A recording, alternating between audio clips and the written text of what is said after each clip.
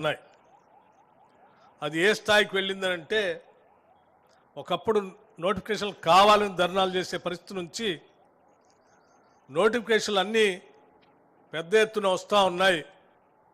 ఒకదానికొకటి కొంత గ్యాప్ ఇవ్వండి, మాకు కొన్ని ఆపండి అని చెప్పి రాష్ట్రంలో ఉన్నటువంటి నిరుద్యోగ యువతి యువకులు ఆందోళన చేసే అంత స్థాయిలో ఈరోజు రాష్ట్ర ప్రభుత్వం నోటిఫికేషన్స్ ఇస్తూ ఉంది.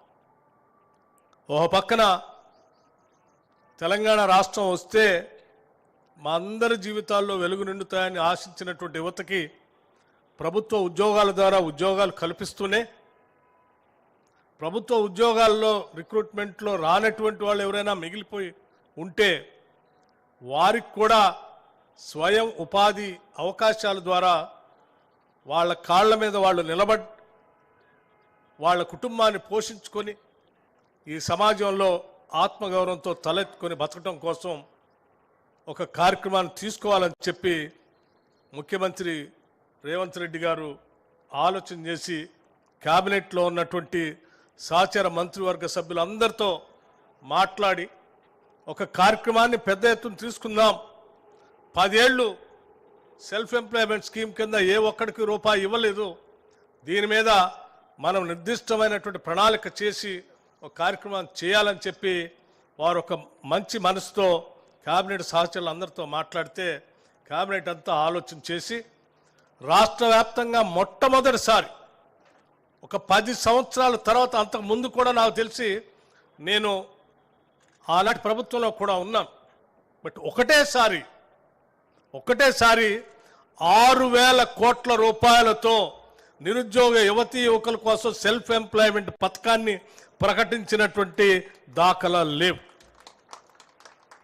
నేను కొన్ని దశాబ్దాలుగా చూస్తున్నాను. ఎస్సీ కార్పొరేషన్ కానీ, లేకపోతే బీసీ కార్పొరేషన్ కానీ, మైనార్టీ కార్పొరేషన్ కానీ, లేకపోతే గిరిజన కార్పొరేషన్స్ కానీ అరకొరగా నిధులు ఇచ్చేవాడు.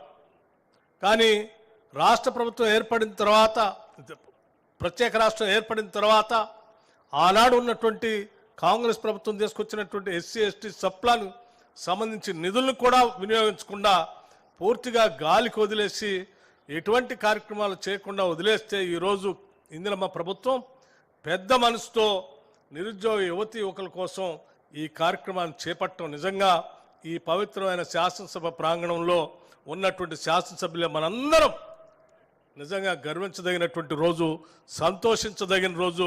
వాళ్ళందరికీ మనం మనస్ఫూర్తిగా ఇక్కడ నుంచి న్యాయం చేస్తున్నందుకు మనం అందరం నిజంగా ఈరోజు ఈ ప్రజలకు న్యాయం చేస్తున్నట్టుగానే భావించాలి. మిత్రులందరికీ ఈ సందర్భంగానే మనం చేసి గతంలో కార్పొరేషన్ల ద్వారా ఏదో స్కీమ్స్ అనౌన్స్ చేసి వదిలేసేటువంటి ప్రక్రియ కాకుండా చాలా పకడ్బందీగా ముందుగానే క్యాలెండర్ను ప్రకటించాలి. ఆ క్యాలెండర్ ద్వారా తూచా తప్పకుండా ప్రకటించామని అంటే దాన్ని అమలు చేసేటట్టుగా మీ నిర్ణయాలు ఉండాలని చెప్పి ప్రత్యేకంగా నన్ను మరీ పిలిపించి ఆర్థిక శాఖ చూస్తున్న నాకు